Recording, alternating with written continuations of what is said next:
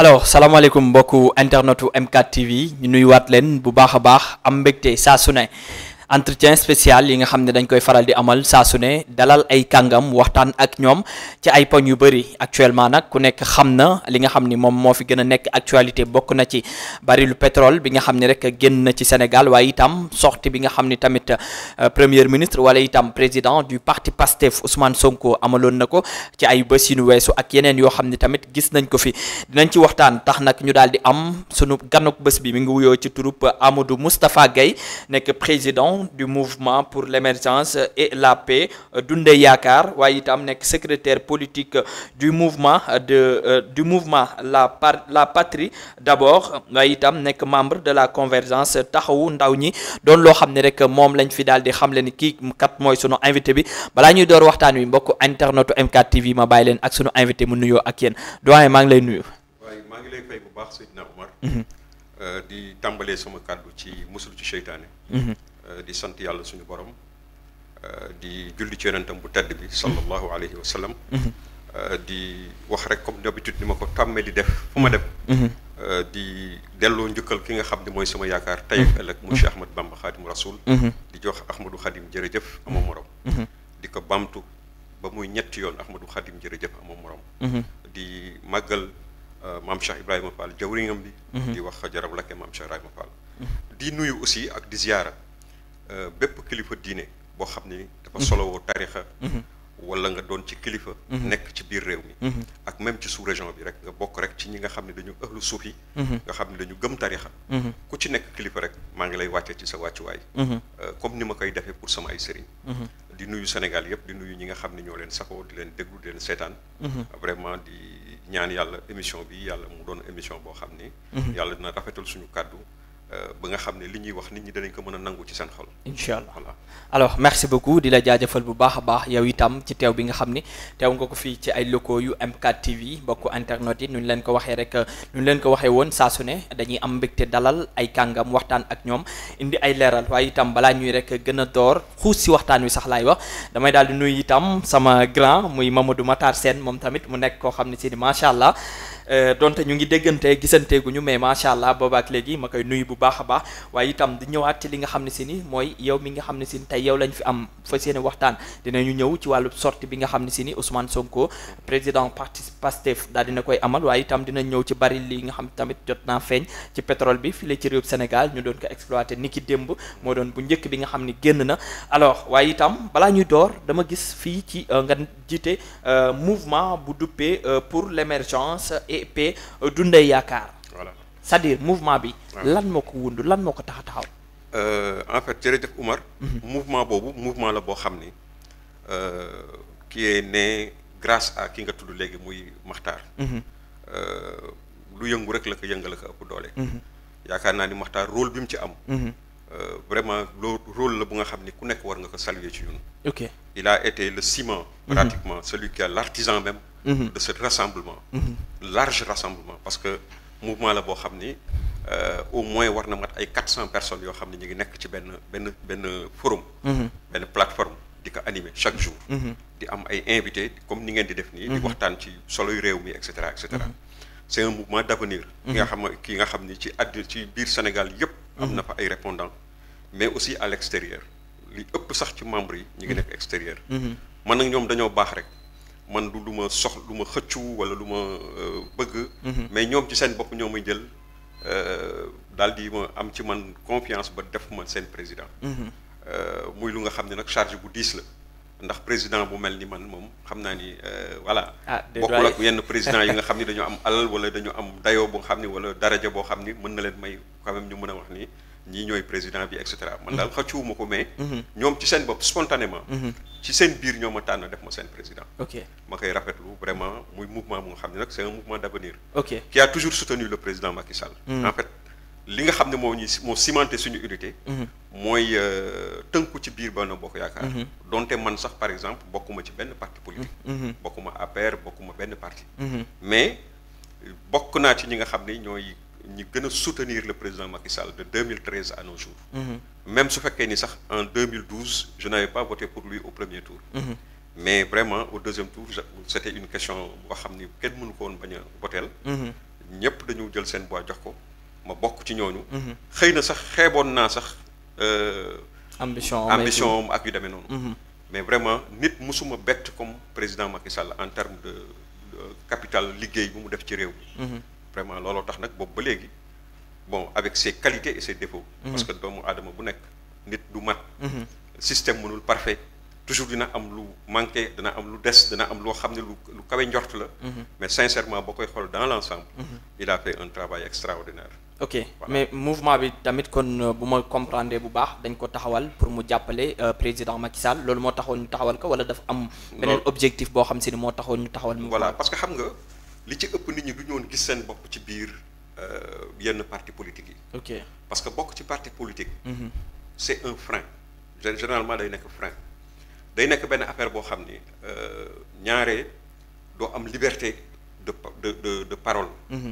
doo am liberté d'action. tu es structuré dans un truc ay carcan la des fois ce sont des logiques partisanes qui t'enveloppent. et qui t'empêchent même de t'épanouir. Okay. mais bu fekkee ni pare et puis boole ci encore les partis sont ce qu'ils sont. Sénégal ku nekk xam na sociologie sénégalaise. ku ñu dajaloo rek bokk benn affaire di xëccoo ay affaire toujours ay animosité day am. donc parti yi mooy li am APR moo am ci yeneen parti yi aussi quoi xëccoo bi siisante bi et cetera et cetera donc des gens qui ont senti que bon pour ñu mën a épanouir comme il le faut il fallait que ñu am seen creuset boo xam ne danañ fa daje nga xam ne ay ambition yenn yi taxul leen a jóg yëngalu leen ay ambition politicienne ñu mën fa daje ñun loolu mooy suñu cas ba yàlla def ñu daje ci biir convergence boobu nga xam ne c'est une convergence de personnes yoo xam ni li leen boole mooy au moins c'est des gens qui apprécient le travail du président Macky Sall qui l'ont apprécié et qui continuent de l'apprécier. Ok. Bon donc ñu ànd ak moom ci élection yi ñu jaar yépp durant 2012 ak léegi ba tey yàlla def moom volontairement alors qu'il pouvait même être candidat volontairement il a renoncé pour jàmmu Sénégal et puis pour des acquis démocratiques yoo xam ne Sénégal dana ko am parce que kàddoom jiitu na ko ba noppi mu respecté ko muy lu nga xam ne aussi dañ ko saluer vraiment. Ok voilà alors tey gis nañu président Macky Sall daal dina mu renoncé maanaam rek ba mu waxee que ni moom du bokk ci élection yi ndax kàddu yu mu yëkkati woon la avant mu respecté ko te itam ñu gisoon mu tànn Amadou Ba actuellement ki nga xam ni moo fi nekk président di Bassirou Diomaye Diakhar Faye ay gis nañu tamit da ngeen di continuer di ànd ak parti bi ba léegi wala mën nañ leen xaar ci beneen facette bu bokkul ak fi nga xam ne foofu ngeen nekkoon. waaw en fait ñun duñu li wóor te wér mooy ci wàllu xalaat ak wàllu principe du point de vue principiel nous sommes toujours dans la même ligne que Benno Bokk Yaakaar. Ok. Sans pour autant nag parce que les gens sont disons divisés par rapport ak Amadou Ba la wala lii la wala la mais li wóor te wér mooy c'est Macky Sall qui moom moo ñu boot. Aujourd'hui même su fekkee nekkatul président de la République aujourd'hui c'est le patron de Benno Bokk Yaakaar. Donc il y a des gens qui sont dans cet ancrage là ba léegi. Il semblerait que le premier ministre Amadou Ba. moom tamit nga xam ne moo doon tête de liste Benno moom la doon le cheval de Benno Bokk Yaakaar si vous permettez le mot cheval. Gagnant peut-être loolu lañu doon xalaat. te yàlla def leneen. waaye di weddi. moom aussi il paraît que dafa taxawal samp kuréelam. loolu nag man amuma ci certitude. parce que gisuma officiellement. fu ñu ko déclaré mais ñu ngi koy waxtaan ci suuf mais ñu ngi koy ruumandaat daal comme ni ñuy wax. bon certainement que dana am ñoo xam ni peut-être danañu ci kuréel bi danañu rapproché wu ci loolu. seen sensibilité foofu la nekk. d'autres aussi ku nekk libre nga am sa kii mais ce qui est absolument constant. mooy que ni loolu waruñu mën a séparer. c'est-à-dire nga ànd ak kii wala nga ànd ak kële waruñu war a séparer l'essentiel mooy la preuve. Il y a des gens qui sont dans l'AFP, c'est un parti politique, d'autres qui sont dans le Parti socialiste, d'autres dans l'APR et dans d'autres partis et qui se retrouvent au sein de Benno Bokk Yaakaar. Donc cette dynamique-là peut ne pas se casser quoi. Voilà.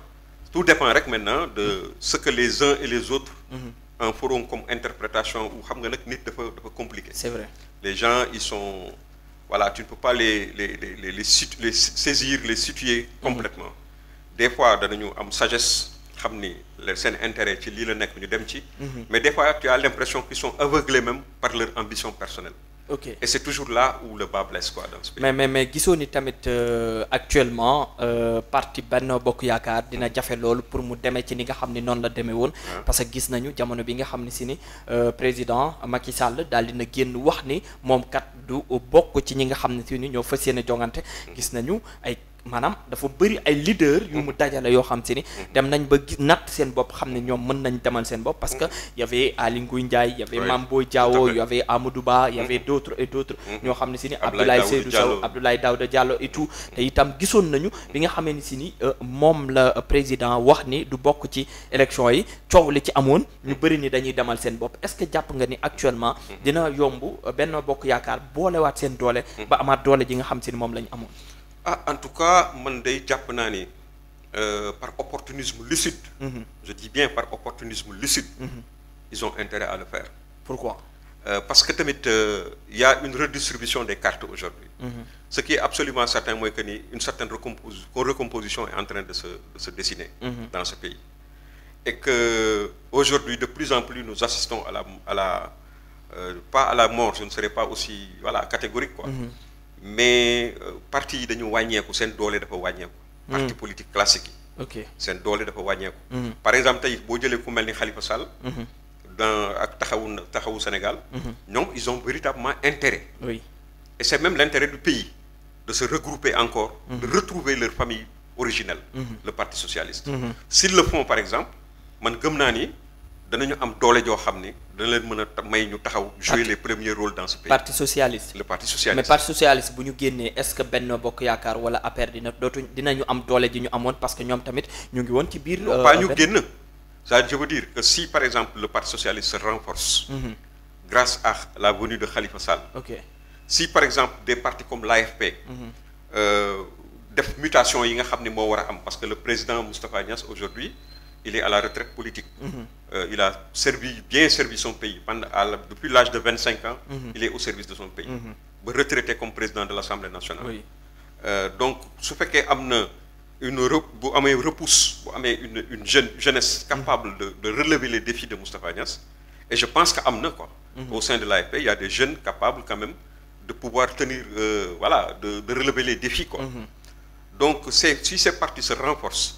Plus l'APR man dama gëm ni il faut plus de mon point de vue c'est un point de vue personnel je peux me tromper mais je pense que l'APR gagnerait par exemple à faire émerger de jeunes leaders des leaders capables de faire face à ces gens qui sont en face qui sont tout aussi jeunes qu'eux parce que il faut du sang neuf dans l'ensemble de ces partis surtout. Il faut une sorte de je ne veux pas utiliser l'argument générationnel, c'est un terme tellement galvaudé dans ce pays, mais au moins il faut du sang neuf, des gens qui sont vierges quelque part politiquement, ba nga xam ni bon les gens ils mën nañu nekk ay yoo xam ni nit ñi mën nañu retrouver seen bopp autour de ces personnes. ok donc mën a jox benn doole. mouvance yi nga xam ne ci la ñu nekk. pour ñu mën a effectivement mën a def taxawaay boo xam ni taxawaay bu. Vraiment bu mucc ayib face à ces gens qui aujourd'hui sont au pouvoir. Ok alors damay ñëw ci pouvoir bi 2 mois de régime la ñu defagum ban jàngat nga amagum ci 2 mois yi nga xam si ni moom la ñu defagum. waaw nga may ma rek bala may jàll aussi damay bañ ñeneen ñi mere ma aussi quoi. C'est vrai, allez-y. Parce que en même temps je suis le secrétaire politique de la patrie d'abord. La patrie. Qui est ma base vraiment affective, vraiment. C'est la patrie d'abord. Parce que ce qui me lie à la patrie d'abord ne me lie avec aucune formation. Parce que la patrie d'abord, c'est un mouvement qui a été créé par man qui était notre leader, Cheikh Seydi Aboubacar Mbeng, qui est le premier DG de la CMU. Donc, nous avons créé en 2013. À l'époque, on était même dans l'AFP, comme militant de l'AFP. Oui. Mais nous avions mis en place ce mouvement en 2013. Donc, bien avant même, juste du Makri Dogo le pouvoir. Okay. Donc, je rendre un grand hommage à l'ensemble des membres de ce mouvement, et en l'occurrence à son président Aldo. Ensuite, je suis aussi récemment dans une convergence qui s'appelle convergence taxawu ndonoy mag ñi. Ok balaa may ñëw ci ndonoy mag ñi la patrie d'abord. ñoom lan moo leen tax a jóg. la patrie d'abord c'est un mouvement panafricaniste boo xam ni Cheikh Mbengue moo ko créé woon di panafricanisme ci sensibilité Cheikh Anta Diop. Donc nga xam ni ñun dañu gëm ni le développement de l'Afrique passe par l'intégration continentale. moom la ñu gëm. surtout parce que xam nañ ni doole rek moom lu benn mën ñaar rek ko dàq. surtout que nag dañu nekk ci monde bu nga xam ne tey boo gisee ku lu mel ni Europe tey xam nga ils ont moins de comment dire de raison d'être ensemble ndax c'est des pays qui étaient forts déjà.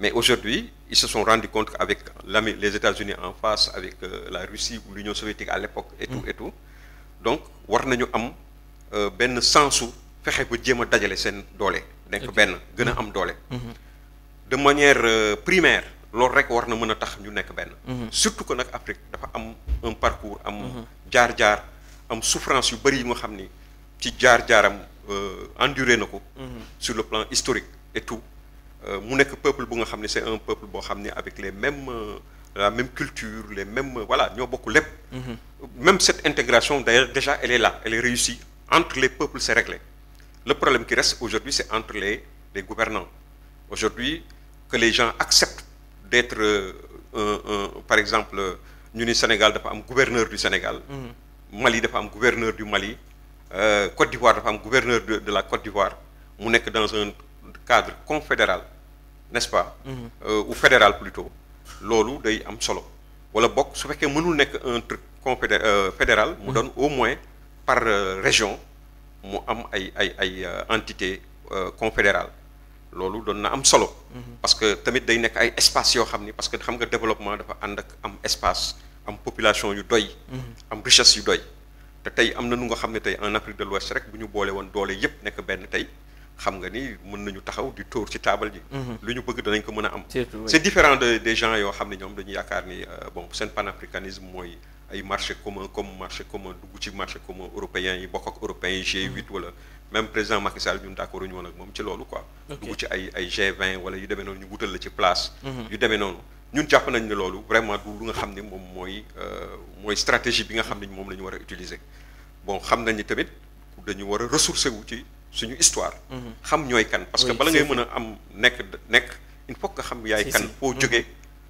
fan nga toll ak fan nga jëm te loolu boo xamulee sa histoire mënuloo ko xam te fii on se rend compte que effectivement les gens ils ignorent tout de leur histoire et voilà aussi on aller vers la connaissance directe comme le disait Cheikh Anta malheureusement dans ñun dañuy nekk rek di voilà on est en train de chaque fois dañuy toppandoo tubaab bi rek quoi lañ ñuy jàngal ñoom ñun loolu la ñuy yaakaar ni mooy vérité absolue dañuy ñëw di copier di coller la preuve copier coller boobu ngay wax man je le dénonce tout le temps dama koy dénoncer par exemple problème yi ñu am yépp dans nos pays loolu moo ñu ko indil ndax bi ñuy jël indépendance on a pris des indépendances yoo xam ni réfléchir ci ñu ni dañu coloniser pendant un nombre d'années donné des gens sont venus de l'extérieur li ñu am ñu ci lu baax lu ci ëpp ñu jël ko teg na le indi seen yëfu bopp ñoom li ñu am ci lu bon ñu boolewaale ko ak li ñu am ci lu baax ñoom indiwaale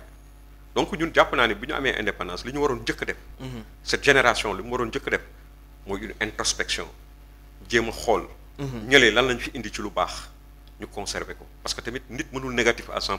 C'est vrai. Dans tout bien il y a du mal et dans tout mal il y a du bien donc ñu jëlee ko noonu la relativité jël seet lu baax li ñu jël ko lu bon li ñu rejeté ko ok li baax ci ñun aussi te tubaab yi fexe woon ba jëlee ko fi ñu delloosi ko tàggat ci suñu ay ndaw loolu bokk na ci làkk bi par exemple la manière d'aller langue du barrière pour am xam-xam la langue n'a jamais été une sorte de barrière pour acquérir la connaissance su fekkoon par exemple tey dañu jël suñu ndaw yi tàggat leen ba ñu nekkee xaleel ñu tàggat leen ci seen làkk bi ñuy làkk seen waajur nàmpal leen ci tey par exemple boo jëlee sa benn doom bu am 7 ans exemple rek nga jox ko 4-5 000 francs bu am 7 ans ne ko demal marché nga jëndal ma ci wolof jëndal ma nangam ak nangam ak nangam dana dem jëndal la lépp indi la sa weccit jox la mais boo ko joxoon ci problème tey mu xaw am ay difficulté parce que làkk bi du làkkam c'est vrai contrairement ak doomu tubaab bi nga xam ne nag moom avantage boobu la am par rapport ak suñu ay doom su ko defee bu ñu demee ba ay 6e ay yu demee noonu langue en plus de ces langues codifiées de nos langues codifiées ñu boole ci LV1 par exemple mu doon français. oui je dis n'importe quoi wala mu doon anglais wala mu doon arabe. mu doon leneen ak leneen. làkk daal mënul nekk kii mais jëriñoo sa làkk le génie d'un peuple ne peut éclore qu'avec l'usage de la langue de ce peuple. c'est vrai comme le disait Cheikh Anta. donc ñun jàpp nañ ni effectivement il y a beaucoup de choses qu'on a ratées. te lu ñu ko indil. léegi nag est-ce que nécessairement dañu war a delluwaat ginnaaw pour defaat jëlaat loolu. ou bien est-ce qu'on doit utiliser des raccourcis. Ça c'est des questions c'est des réflexions pertinentes yoo xam ne qui doivent être aujourd'hui des réflexions qui doivent être posées sur la table ni ñu discuter ci. Faudrait-il arrêter l'usage de la langue française comme langue officielle. ou bien est-ce que dañuy dabaatal ci yeneen stratégie parce que àddina si dafa soppeeku. il y a des raccourcis léegi dara dootul kii nit day wax wala fii léegi ñu traduire ko en français. il y a tout ça daf ñu koy def ci assemblée dañ koy def feneen ak feneen. donc langue bi daal war nañ ko mën a gën a utiliser parce que tamit imagine toi même boo jëlee je commence à être prolixant par rapport à cette question mais je pense que c'est pas grave. boo jëlee par exemple parce que du essentiel lu ñu war a wax quoi. mais c'est important. boo jëlee par exemple tey la justice comme elle est rendue dans nos pays. On te dit que nul n'est censé ignorer le droit. Hein? Mais faudrait-il que tamit ñi nga xam ne ñoom ñooy citoyens yi ñu dégg làkk bi nga xam ne moom la ñu véhiculer droit bi. si mais boo jëlee 90% wala 80% au moins. des populations làkk boobu xamuñ ci dara. moo tax xamuñ suñu droit. xamuñu seen droit. ba pare droit bi aussi l'esprit du droit. Notre droit ne doit pas être forcément le droit des tubaab. oui parce que imagine-toi boo jëlee waxoon naa ko danaa ko waxaat. boo jëlee tey jugement bi ma seetaan keroog. mu Bah Diakhaté ak l'imam Ndao. L'imam Ndao a été formidable. Il a démontré, je suis certain que je ne suis pas dans leur tête, mais je suis absolument certain que la cour, que ce soit le procureur, que ce soit le président du tribunal et ses assesseurs, etc. ñoom ñëpp ils ont été bu ñu demee ba tëdd ci seen lal. war na am lu nga xam ne daw na ci seen yaram war nañu réfléchir xam ni lii ñu amee di ko attee réew mi. c'est étranger à ce pays. Ça n'a absolument rien à voir avec ce pays. Quand tu entends l'imam dérouler wax moom sa logique la logique de son jugement des choses naka la war a taxawee ci askan wi ak ñoom li nga xam ne moom la ñuy jàpp mooy seen logique. Et c'est diamétralement opposé. Alors que ñoom ils sont là pour rendre la justice à un peuple donné. Donc ils doivent avoir la sociologie de ce peuple même. dañ ko war a jël dañ ko war a capitaliser. xam ko xam ñun lan mooy normal ak lu par exemple quand on te dit bay ci say oom. Quand on te dit nit mbokkam. et cetera et cetera. Mais fii les gens da nga koy wax dañuy jël xalaatu tubaab la ñuy jël bëgg ko utiliser. c'est vrai n'est-ce pas. ba ci ay lu ne dañuy toppandoo lu ne dañ koy toppandoo ci lu xew ci tubaab bi rek. automatiquement ñun jàpp nañ ni. pour ñu mën a nekk ay nit yu nite.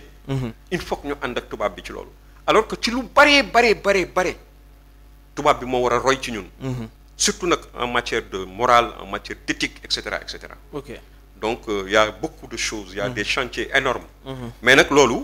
Ce ne sont pas des slogans, encore une fois, des slogans, comme une certaine jeunesse semble l'avoir compris ñoom mooy ñi ngay dégg rek les panafricanistes du slogan, je les appelle comme ça, ay France dégage, ay xawma lan, et cetera, et cetera. Ça, loolu xam nga lan la, c'est un complexe d'infériorité.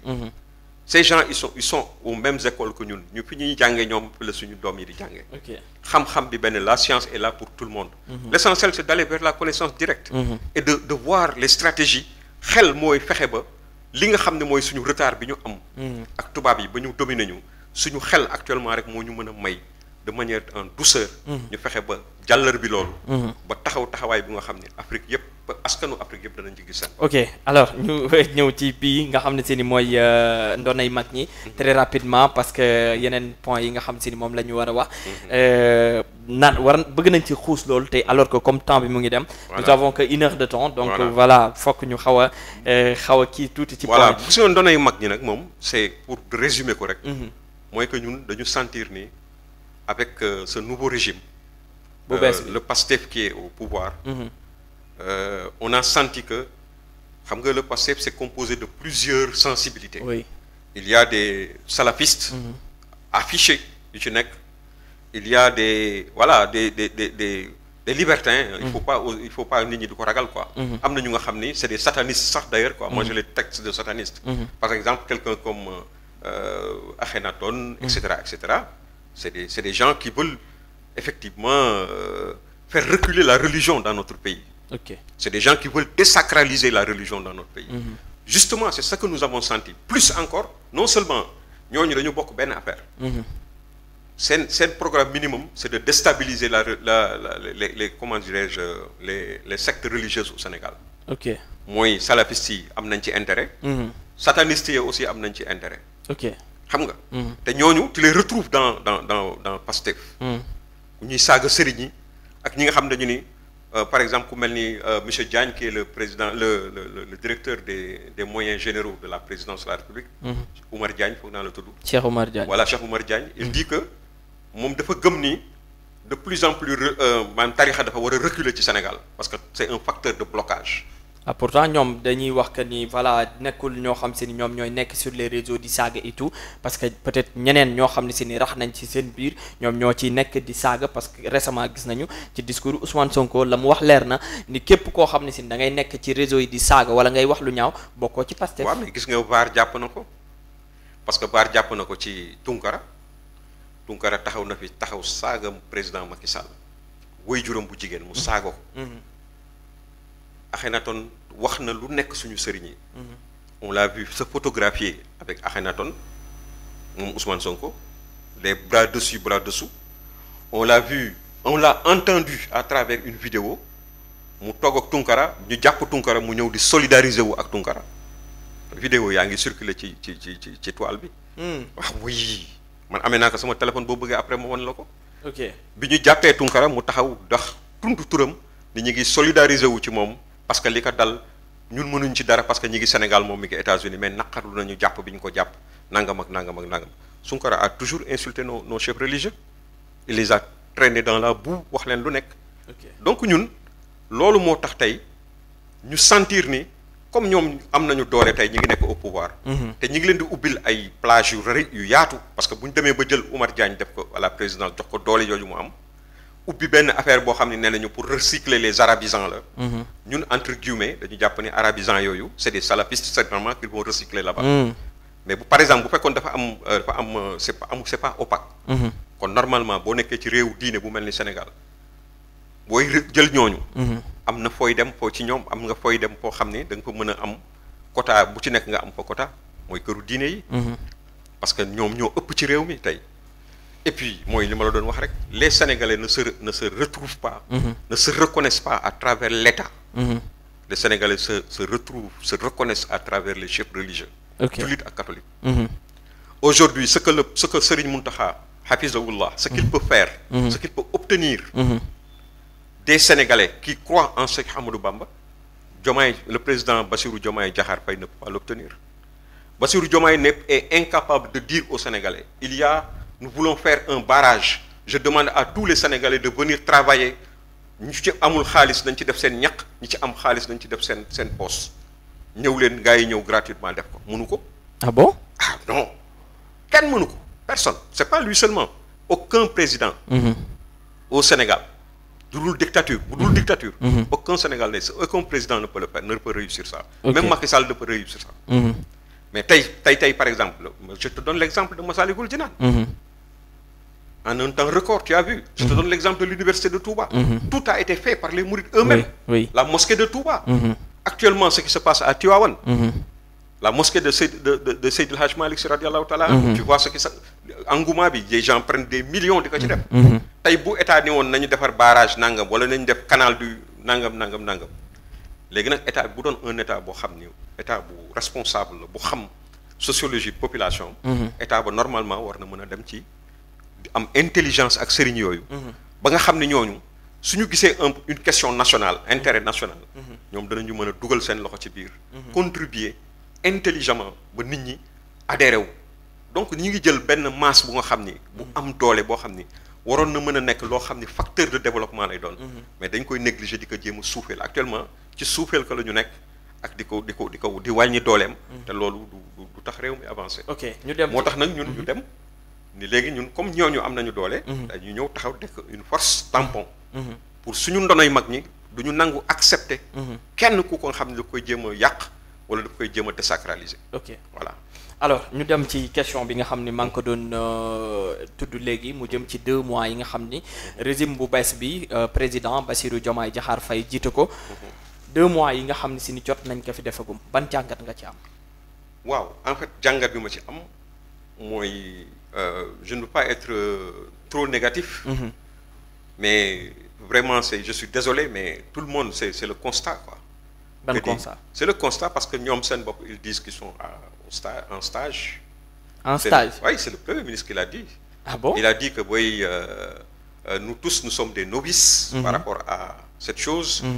Amul kenn ku nga xam ne fii am nga ci benn kii du gouvernement mooy kii bi ñu njëkk def. il leur a dit la vérité. que fi mu nekk kenn amu ci expérience gouvernementale. à commencer par lui le Premier ministre. Il n'a occupé aucune fonction d'État au sommet amul. xam nga peut-être chef de bureau la nekk fenn il a travaillé pendant 15 ans. mosul nekk dara. Le président de la République lui aussi c'est l'un les moins expérimentés du pays. tey par exemple bu fekkoon par exemple dafa am benn appel d'offre par exemple. appel à candidature. au niveau de comment ça s'appelle DGID. Diomaye président Diomaye nekk candidat. te nekkagul président. mu nekk ci candidat. ku waxal yàlla xam ne il y a au moins une dizaine de Sénégalais yu nga xam ni ñoo koy raw ci aqula taala. parce que tu vois il y a les Mamour Diallo. il y a les gens qui ont occupé des fonctions il y a Amadou Ba. mais il y a les comment ça s'appelle Amadou Tidiane Ba. il s'appelle Tidiane Ba je pense. oui si. voilà. il y a les comment il s'appelle encore le gars de Kolda. Mame Boye Diao. des gens qui ont beaucoup plus d'expérience. beaucoup plus de vécu. dans ce service waxuma ni ñoo ko gën lii wala ñoo ko lii wala lale mais dama bëgg wax en termes d'expérience. et de vécu dans ce milieu. il y a des gens beaucoup plus expérimentés que lui. mais bu fekkee ki nga xam ne si ni peut-être dafa expérimenté ba pare tey yenn saa yi ñu gis yenn yoo xam si ni ñu ngi ko ciy tudd parce que gis nañu ay rapports yoo xam si ni ñu ngi épinglé ay personnes et tout est-ce que tamit réewum Sénégal fi mu toll soxla na quelqu'un yoo xam ne si ni peut-être ñu ngi leen di tudd ci ay luubal yoo xam si ni voilà dem na ba moo gën a. comme kan par exemple. non c'est-à-dire damay bañ a tudd tur. parce que bëgguma tudd tur kenn non man sax dama gisul benn. voilà mais gis nañ fi ñu bëri parce que dama lay jox benn exemple. lu jëm ci wàllub fonds force Covid-19 bi fan la ñu wax affaire yi fan la mu non moi je parlais de DGID. waaw d'accord dama lay jox exemple laa wax ci loolu noonu quoi comme genre après dañu gis ñu ñëw daal di fi ñëw ñenn ñoo xam si ni dañ leen épingler et tout voilà alors donc loolu bokk na ci li nga xam ne si ni moo tax sénégalais yi mun nañu wax d'une part dañoo sanctionner régime bi nga xam ne si ni moom moo fi nekkoon. non en fait sanction boobu c'est un phénomène de temps fi mu nekk nii. boo ko xoolee même ci àddina si. mais regarde ce qui se passe en France. boo ko xoolee ci àddina si aujourd'hui c'est le vent du populisme qui prédomine dans ce monde. Ça on l'a vu aux États-Unis avec Trump. On l'a vu en France en Occident on l'a vu en France. avec ces gens-là que tu vois. même Macron ci la bokk. ok nga xam ni les gens dañuy dem ci ay logique yoo xam ni. peut-être que nit ñi ils sont désintéressés des intellectuels na politique tey da nga boo koy seet. ñi nga xam ne sax ñoo waroon taxaw am na yenn taxawaay comme les intellectuels c'est les gens les moins affichés. doo leen dégg ci dara. man nag lu rafetlu ma ko parce que tamit réew. boroom xam-xam ya ca nekk suñu bàyyee réew ma ak ñi nga xam ne amuñu xam-xam. tu vois disons des charlatans. qui te parlent d'économie. aujourd'hui qui te parlent d'eurobond. et cetera des charlatans. des gens yi nga xam ne qui ne sont même pas des marabouts mais des charlatans dañuy faj ay njàmbataan ak kuréet. yoo xam ni war nañu mën a toppatoo leneen mais aujourd'hui ils ont dañuy taxaw di am kàddu ci askan wi taxaw di wax ñu leen di invité ci ay plateau ñuy wax te di wax ay affaires yoo xam ne maîtriser wuñ ci dara. parce que lu tax parce qu'il y a un grand vide il y a une certaine lâcheté excusez-moi du terme. de la part des intellectuels qui ont démissionné par rapport à li nga xam ne moom mooy seen aujourd'hui les intellectuels devaient être la bouche et la trompette du peuple. lu jaaduwul danañ ñëw taxaw xar ci seen tànk tubéy mais aujourd'hui tu vois des carriéristes des intellectuels aujourd'hui tu vois même certains intellectuels n'osent même pas s'afficher de manière directe avec le régime là alors qu'ils ont aidé ce régime à accéder au pouvoir mais duñu taxaw assumer ko. Parce que xam nañ ni effectivement il y a des problèmes gis nga le régime là quoi qu'on dise. mais problème mënul ñàkk te tamit. non bien avant sûr il y avait des problèmes. c'est absolument certain. Voilà mënul ñàkk. mais dama bëgg wax ni xam nga bu fekkee ni da nga ak man mën naa comprendre un régime bu ñëw bees. am temps ñun sax dañ koy wax. La preuve beaucoup de partis politiques qui sont sur la scène dans le landerneau politique sénégalais déggoo leen ñu yëkkati ŋaang ñeb bi mës nga fi dégg Idriss Seck mu taxaw wax. non non mës nga dégg Amadou Ba mu taxaw wax. non non mës nga dégg Macky Sall mu taxaw wax. non non mës nga dégg keneen ak keneen ñu bëri rarement nga gis ñu génn. Récemment la am ñu génn. gis naa le jeune comment il s'appelle. Bougane et Anta Babacar Ngom waaw aussi. ñooñu que je salue seen taxawaay rafet na trop. rafetlu naa ko. parce que tamit am na loo nga xam ni il faut pas accepter l'inacceptable. Bon mais ñële seen logique c'était d'attendre de donner du temps au temps à ces gens pour qu'ils puissent s'installer pour qu'ils puissent prendre leur marque. Surtout que comme je te l'ai dit c'est les gens les nga xam ni tous inexpérimentés. mais doyen est-ce que 2 mois boobaak léegi. ñoom bu ñu génnoon luñ fiy wax dinañ fi am loo xam si gis nañ ko fi lu jar a taxaw wax. non mais justement moom laa wax déggoo ma ne la ñun suñu logique. loolu la ñu jàppoon. mais ku nga xam ni yow pendant 10 ans ou 14 ans. tu as passé ton temps à dire aux gens. que man les vidéos sont là. bés bu nekk mu génn. gis nga ko gis naa ko sa morom gis na ko. soxlawul sax bëril wax. nga ni taxaw ni tu te présentes comme un superman comme quelqu'un qui peut tout régler ba du mën lépp maa mën lépp maay def lépp buñ ma falee bala muy am ñaari weer. danaa wàññi ndox wàññi lampe wàññi dund wàññi gaz wàññi carburant moo ko wax ñëpp di ko dégg. plusieurs fois il l'a dit. mais ces gens-là ay cuune lañu xoolal plus grave. ces gens-là ay cuune lañu. en matière de politique yàgg nañuy gis ñoo xam ne si ni ñu ngi wax yoo xam si ni après peut-être bu ñu demee ba ci pouvoir. dinañu xam carrément que ni lii kat peut-être du demee ni. te itam gis nañu. premier ministre daal dina génn. wax ko ni changement dina am mais nekkul loo xam ne si ni voilà day ñëw du jour au lendemain mu amee noonu wala yoruñu bâton magique boo xam si ni dañuy ñëw 2 mois 3 mois ñu bëgg a changer lépp et puis tamit réew bi dafa tolloon foo xam ne si ni voilà dafa xaw a doy waar ba tax ñoom balaa ñuy changer balaa ñuy soppi lool fallait que ñu defar yeneen yi régler yenn situation yi ba pare. bon ñaar benn affaire laa lay jëkk wax. mooy que ni réew mi tollul woon fenn. réew mi. dund gi cheroon na de. non gis nga le Sénégal Macky Sall. en 2 mois après mu jël pouvoir. fekk na wàcce na dund la mu fi fekkoon yépp wàcce na ko. après mu yokkaat. pardon Macky Sall kañ la yokk. après kay daanaka dañu demaat mais double bi lañu am après Covid 19 la ñu yokk. après Covid 19 la ñu yokk. Covid c'était en 2019. c'était en 2020. c'est en 2020 après Covid 19. c'était en 2020. ouais mon cher ami gis nga nit ñi dañuy gëlëm dañu mel na ñu gëlëm. c'est comme si d'ailleurs Sonko il a raison. les Sénégalais oublient vite. c'est ça leur nature. gis nga en 2012. Macky Sall a trouvé un pays à genoux sans tambour ni trompette. Il a relevé le défi. En 2 mois. Il a fait baisser les prix l'ensemble des prix. même su fekkee ni daf ko subventionné. et il a continué à le faire. pendant presque 10 ans il l'a fait. premier mandat bi yépp ci loolu la nekk. Macky Sall a trouvé un déficit d'électricité de 900 heures. Il y avait même plus d'électricité dans ce pays. Il l'a complètement résolvé ba mu jeex tàkk. mieux pour la première fois les Sénégalais ont vu dañ ko daan dégg di ko seetaan ci télé ay tournesol. des champs de tournesol. énergie éolienne. nous avons le parc le plus important en Afrique subsaharienne. aujourd'hui nous avons le parc solaire le plus important en Afrique subsaharienne actuellement. en matière d'énergie solaire yooyu xamuñu ko woon sax. ba pare sunu courant bi cher non le courant a commencé à grimper maintenant quand ces gens-là sont venus au pouvoir. non il n'a pas stabilisé. non avant pourtant yokkoon na ba nga xam si ni dañu am na ñoo xam si ni dañu dem ba que ni ñoom li ñuy fay actuellement. mais moom daanuñu ko woon fay. parce que dañu doon xam nga li ma lay danaan la man frigo laa yor télé ak ay quelques lampes ñu ñëw di la jox ay facture boo xam ne si ni c'est presque 100 000 francs wala plus de 100 000. mais loolu laa lay wax ne la. xam nga loolu la mën la nous avons vécu une pandémie qui a duré 2 ans et cette pandémie le Sénégal fait partie des pays au monde les plus résilients par rapport à cette pandémie c'est de notoriété ñëpp ci d'accord àddina si yëpp on l'a mieux supporté que les États-Unis on l'a mieux supporté que la France et beaucoup de pays européens. ak liñ ci def yëpp ba pare ñu lugal ko. non liñ ci def xam nga loolu mënuloo yow teg sa baaraam ni lii la wala lii la wala lii la. mais su rapport bi génnewee. non rapport da xam nga il faut éviter les effets de bruit. Les rapports. On verra ce que ça va donner. La montagne va accoucher d'une souris, d'une petite souris. Les gens, ils ont l'habitude de dire, combien de fois le premier ministre Ousmane Sonko, qu'est-ce qu'il disait récemment? Il a dit en 2016 que nous avons un pipeline qui manque de pétrole de l'Europe.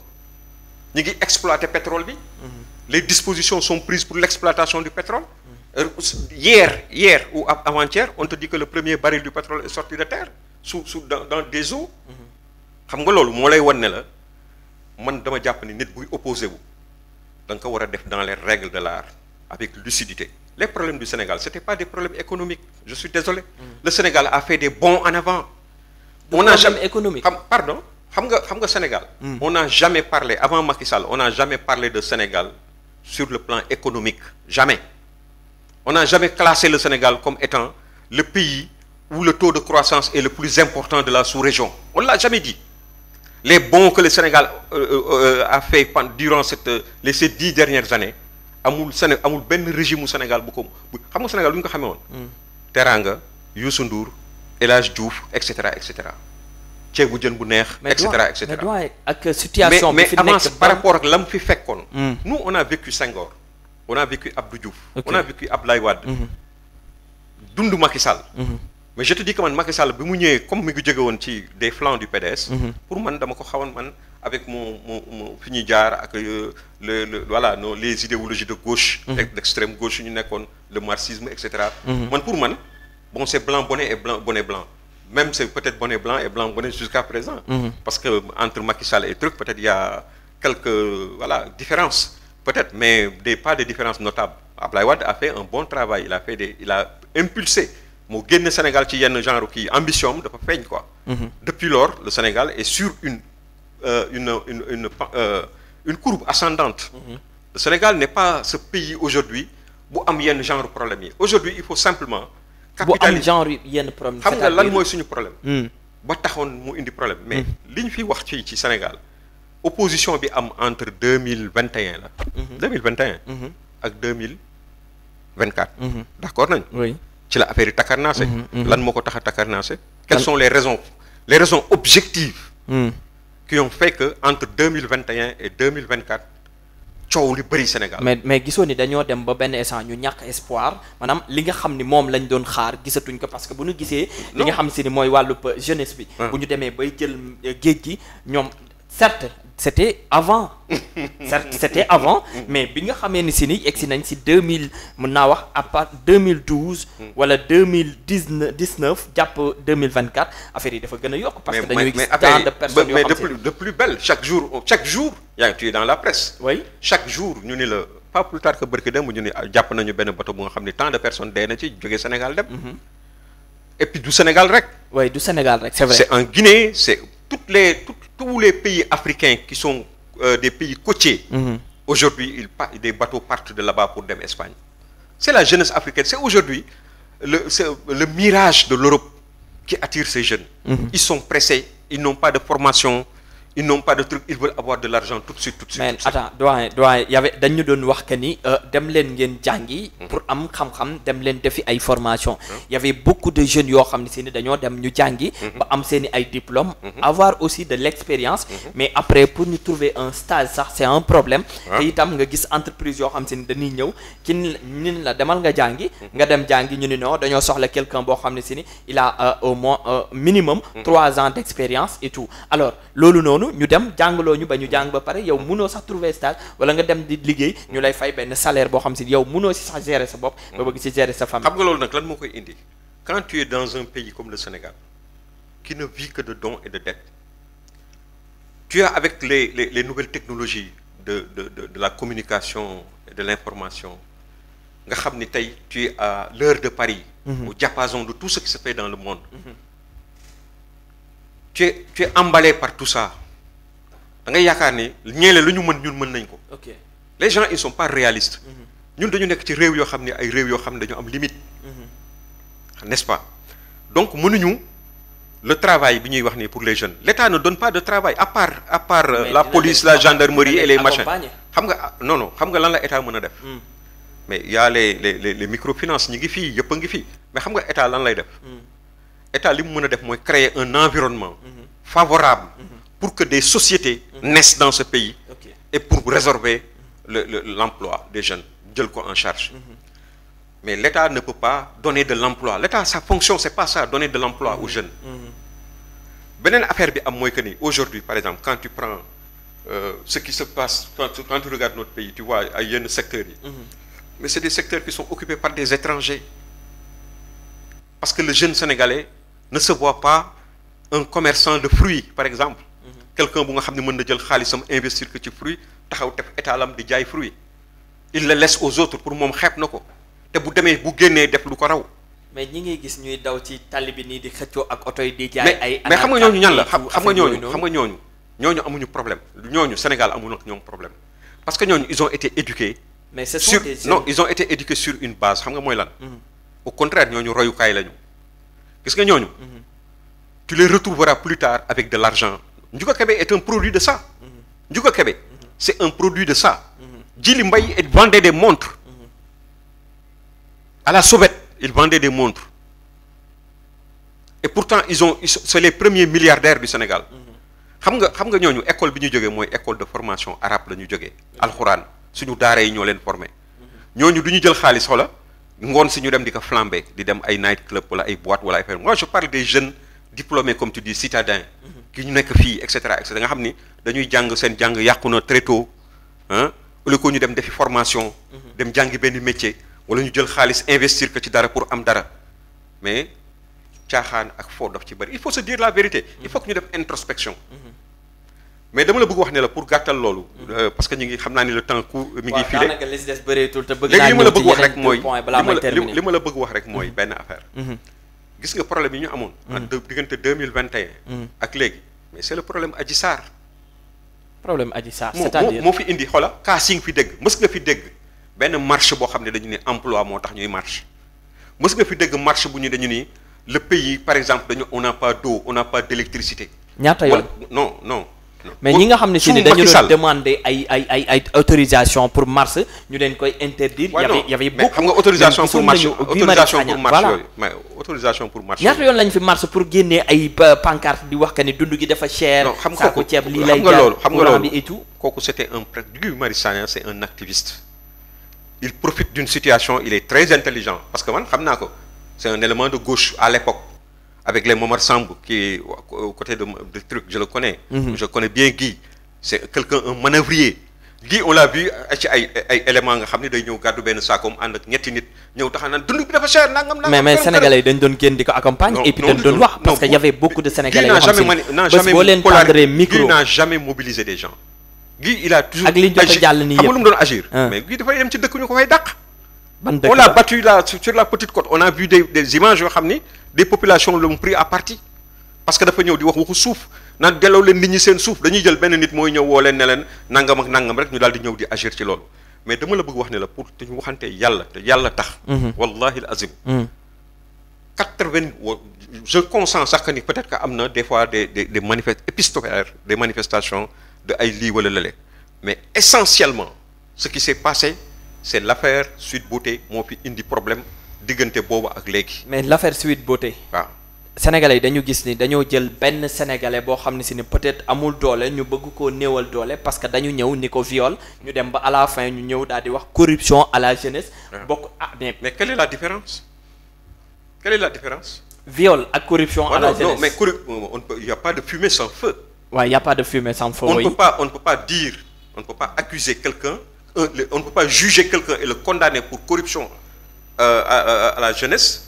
te amul ay preuves palpables que di loolu am na quand même nañu xamante dëgg. et en même temps non donc je veux dire les Sénégalais ils ont été embrigadés ils ont été truqués dans des combats qui n'étaient pas leur combat c'est ça le problème looloo tax yàq yi bëri ñu taal fi ay affaires ay nit dee ci ay affaires yu demee noonu.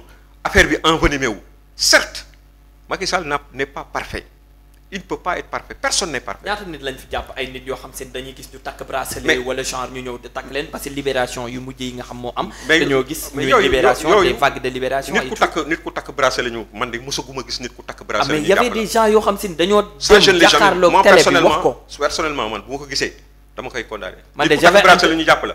mosuma ko gis. j'avais interviewé récemment quelqu'un boo xam ne si ni mu ngi nekkee ba Thiaroye.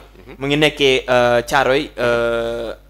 foofu la nekkee bërki démb lañ ko interviewé mu ñuy rappeler li nga xam si ni moom lañ ko tege woon loxo c'est-à-dire dafa ñëw am bokk na ci benn groupe boo xam ne si ni ñooñu ce sont des éléments de Pastef léegi nag ñu jàpp kenn moom mu vocal ci groupe ba ñu ñëw jël si ko d'après lu mu wax que ni moom lañ ko d'après li mu wax xam nga da nga ma d'après lu mu wax mais si li mu wax lañuy mën a sukkandiku xam nga nit ki tant que demul ci yoon ba yoon wax ni lii la def ak la def nit ku nekk da ngay défendre sa bopp on passe ci yeneen yi balaa heure bi di jot. alors ñu ñëw ci discours bi nga xam ne si ni ki nga xam ne moo di président parti Pastef di Ousmane Sonko def na ko ci ndaje li nga xam ne amaloon nañ ko foofu la ca Grand Théâtre nan nga jàngatee discours bi tout d'abord. waaw en fait xam nga au moins tout le monde est d'accord sur une chose. muy lan que le premier ministre Ousmane Sonko le président de Pastef.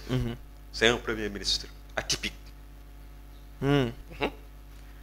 li tax ma wax ne la atypique c'est que c'est la première fois dans l'histoire de ce pays qu'on voit un premier ministre di jouer rôle bi muy jouer nii le premier ministre c'est un technicien c'est quelqu'un qui est là pour traduire en acte la vision du président de la République donc surtout quand tu viens dans nga nekk ci régime bu nga xam ne yéen a ngi doog a ñëw avec tous les problèmes aujourd'hui qui sont là les promesses qu'ils avaient tenues aux Sénégalais man je pense que Ousmane Sonko tey benn yitte rek la waroon am ci àddina te naa ko wax mu dégg ko la seule alternative pour lui c'est de travailler et de faire des résultats à part ça il n'y a pas une autre alternative. mais gisoo ni si lañ nekk le fait que ñu arrêté li nga xam ne moo di foncier yi tabax yi si nekk littoral bi ak yeneen ak yeneen. xam nga tu m'as posé une question précise xam nga bu taxawoon keroog ñëw indi ay théorie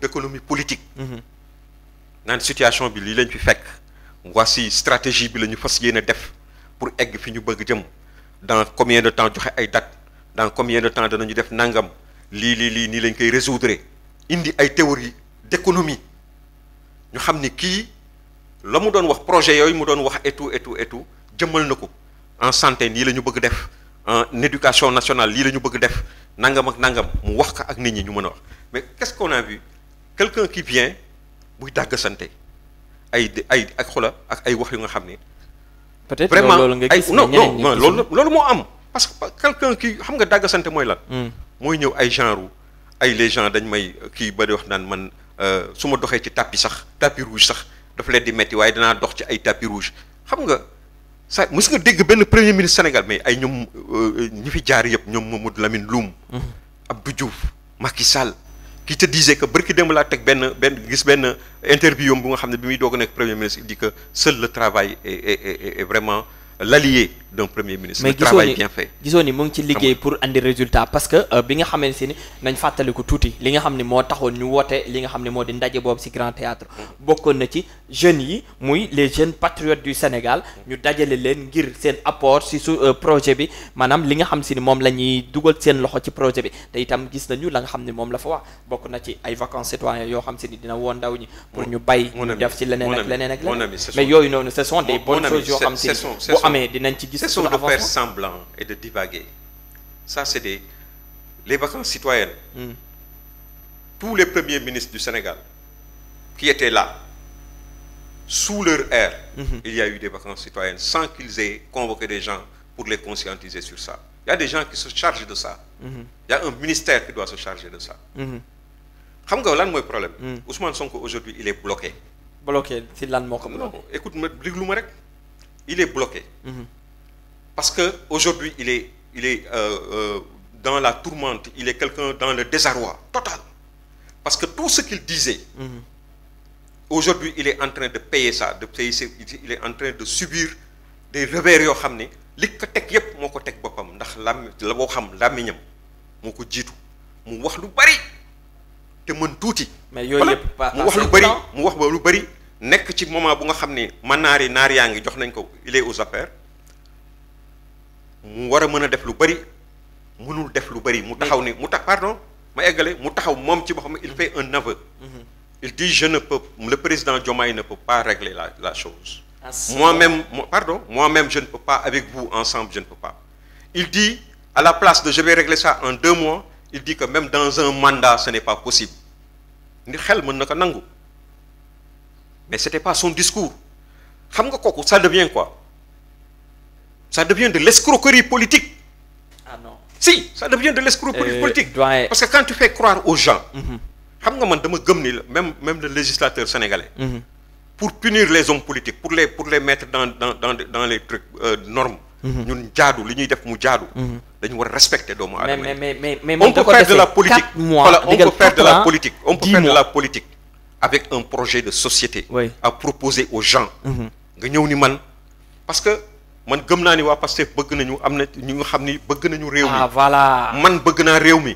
yow bëgg nga réew mi yaa ngi nekk feneen mais dama la bëgg wax ni la les stratégies diffèrent. xëy na man bu ma yaakaaree ne su ma jaaree nii moo gën a gaaw. yow nga jaaree nii mu gën a gaaw. mais ñoom fi ñu ko indi woon dimension bi ñu ko joxoon cette animosité qu'ils ont l'injure sosal nit ñi wax leen nu ko sudul noonu. tooñ leen yàqal leen seen adduna ñu ci bëri ci ay kàcc. léegi ñoom tam yàqaluñ leen ak ñu nga xam si ñoom ñëpp tëj nañ leen fii et tout. yàqal leen seen liggéey gis nañ fi ko semel ni Fadilou Keita bi nga xam si ni moom tamit avant biñ ko tëjee. mais y a pas de fuite je te dis y a pas de fuite y a combien de Sénégalais yu nekk fii pourquoi bu ñu jàppee Fadilou Keita c'est parce que dañ ko war a jàpp. mais ba mu dikkee daanaka fonction ba mu doon liggéey dañ ko fa dàqe. mais man yàlla defal ko moom mu jiite CDC. non xam nga loolu nit ku nekk ak sa destin gis nga nit ki des fois yàlla dana la jox dara sax. fekk na daf lay nattu.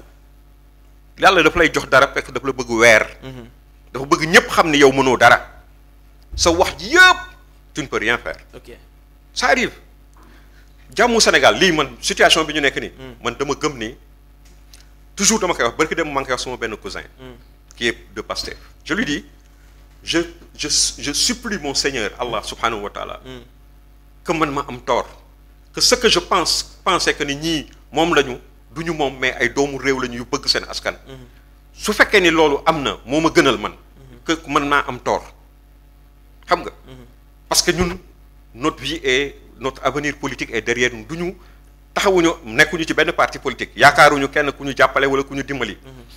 lu ñëpp lu ñuy def askan suñu bëgg suñu réew am jaar-jaar am expérience xam politique moo tax ñu engagé wu ci. ok donc man jàpp naa ni ces gens-là aujourd'hui la seule chose qu'ils puissent faire pour pouvoir s'en tirer, se tirer d'affaire, c'est de se mettre à carreau, de travailler, encore de travailler pour avoir des résultats palpables.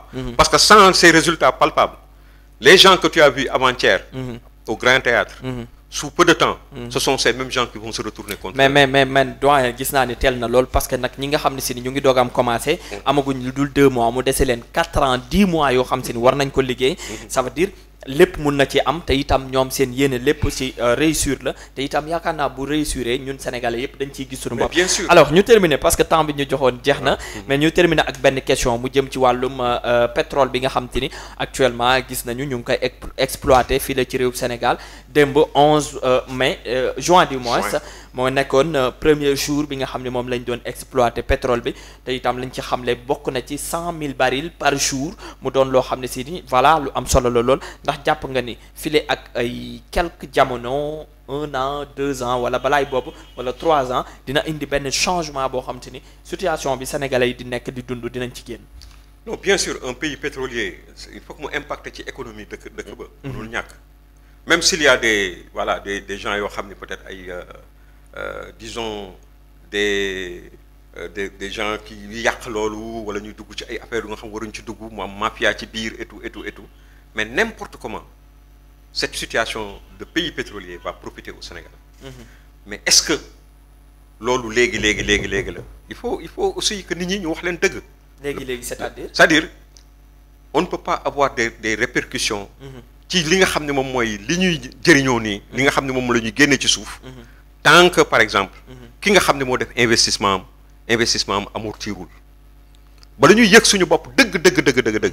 Heureusement que le président Macky Sall a été très vigilant en quoi faisant jël gaz boobu nga xam ne moom mooy jóge ci yenn par exemple tortue ak yooyu branché que directement pour muy alimenter les centrales électriques su ko defee dootuñu affaire électricité Sénégalais yi daf leen di wàcc au moins il a eu cette truc il a eu l'intelligence aussi de mettre en place un truc bu nga xam ne un système boo xam ne verrouillé ko pétrole bi kenn mënu ci jël di ci fay ay salaire kenn mënu ci jël di ci fay ay bor pétrole bi day dundal suñu économie par exemple l'agriculture du pays. te ñuy critiquer négociation bi ni mu amee nga xam ne seen Sénégal 10% la ci am. non amul ci 10%. lan la ci am loolu c'est écarté tu dois. ah non mais si parce que loolu la ñu wax que ni 10% la ci am. parce que c'est-à-dire Sénégal kii ci la bokk Petrosen ci la bokk. waaw mais c'est-à-dire. Petrosen am déjà am na ci 18%.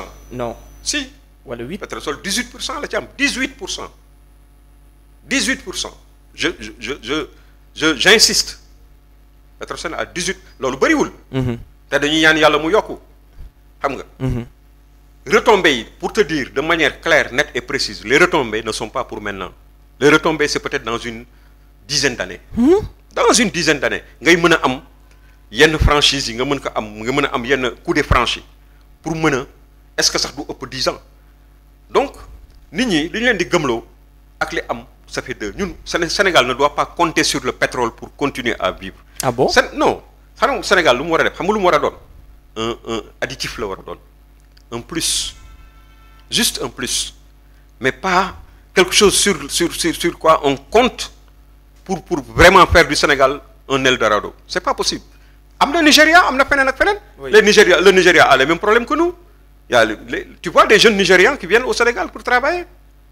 Ailleurs aussi la même chose au Ghana partout ailleurs xam nga fii doon nañu fi wax xam nga moo tax gis nga nit ñi par exemple Ousmane Sonko il disait que oui nous sommes la 3e puissance en termes de réserve au monde alors que ñu ngi ci 30e et quelques au monde pour te dire nit ñi dañuy jël benn affaire boo xam ne maîtriser wuñ ko xamuñu ko di ci xuus di ci dem pétrole bi am na njëriñ gaz bee ko sax ëpp njëriñ pétrole bi parce que pétrole bi dañ ci am on a 900 milliards de mètres cubes de gaz la ñu am donc c'est important mais faudrait que ñu commencer ko exploiter te surtout nag ñun ñu jëriñoo ko d'abord ensuite bala ka ñeneen di mën a le surplus li nga xam ne ëpp na ñu jaay ko Europe mu dem loolu c'est un projet mooy pipeline yooyu ñuy wax naan mën na nekk alternative par rapport ak li am Russie problème yi Russie di def li bras de fer bi am entre les Russes ak ñoom xam nga ñoom ñoo yore gaz beeg yooyu ñun bu ñu ko amee mu jóge ci yenn dëkk yi di jaar ci ñun tamit ñu ciy boole suñu bos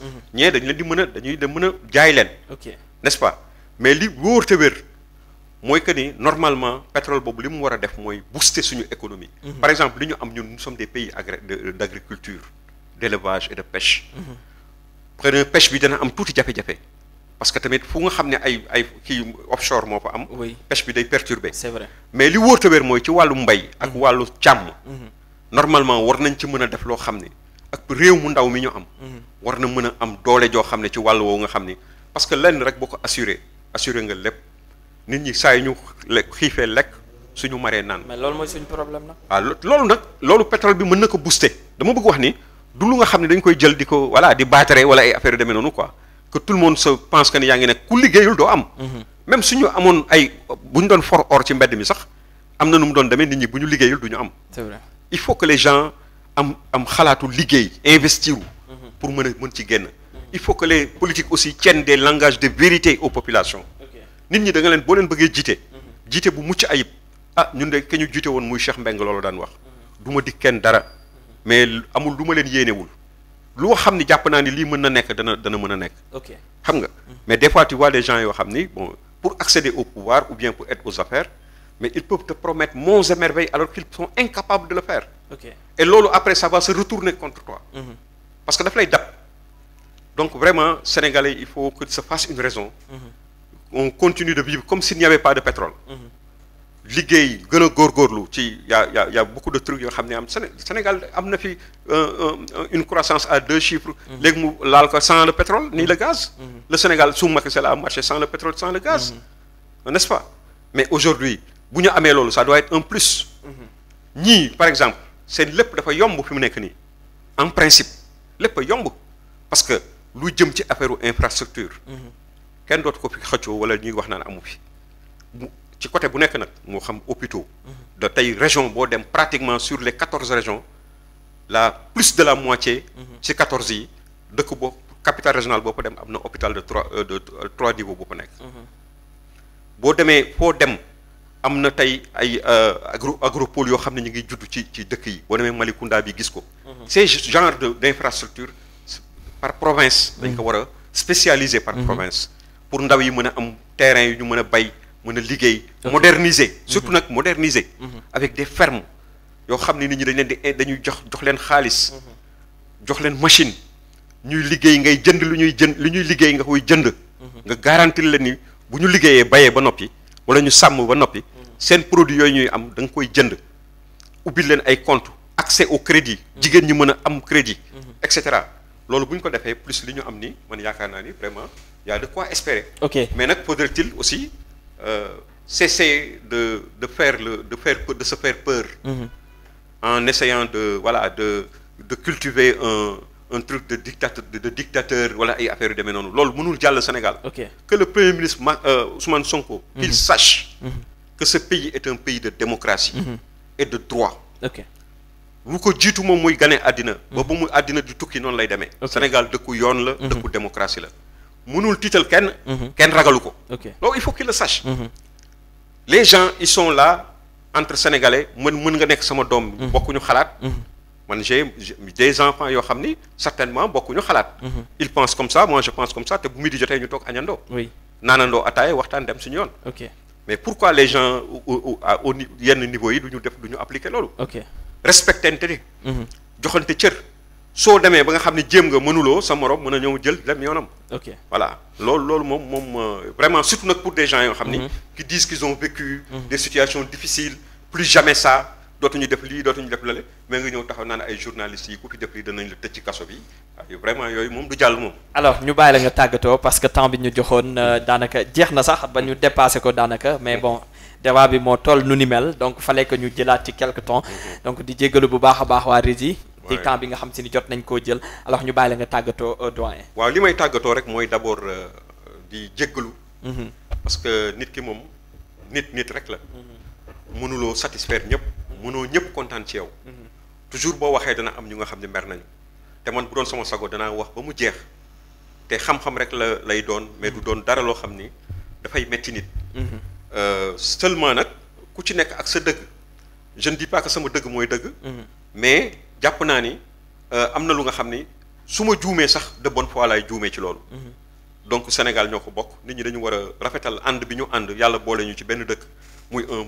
pays merveilleux war nañ ko mën a rafetal respecter suñu ay kilifa jox leen cër bi ñu yelloo voilà ànd ak ñoom comme ni mag ñi ne àndoon ak ñi fi nekkoon ñëpp àndoon ak ñoom ci loolu tant que yu mel noonu mi ngi am jàmm day am démocratie la ñu xam ci la ñuy dund te vraiment moom la ñuy souhaiter ñu ngi lancer autorités yi aussi ñu bàyyi xel ci loolu xam ni aussi dëkk bi vraiment chaque fois bu dara jotee ñu war ko wax rek nit ñi danañu génn wax ko kooku moom c'est absolument certain di nuyu ñëpp di baalu xaq ñëpp te di baal xaq ñëpp alors di la jaajëfal bu baax a baax mu nekkoon rek ki nga xam ni moo di Amadou Moustapha Gaye moom lañ fi amoon waxtaan ak moom ci ay poñ yu bëri yi nga xam ni tam andi na ci ay leeral mu doon yu am solo lool di leen jaajëfal bu baax a baax yéen ñu doon teewlu fii ci télévision si M4 TV di leen jox dig daje ci beneen numéro ñu dikkaat àndaat ak yeneen i kàngam waxtaan ci yeneen i poñ jaa ngeen def. C'est bon.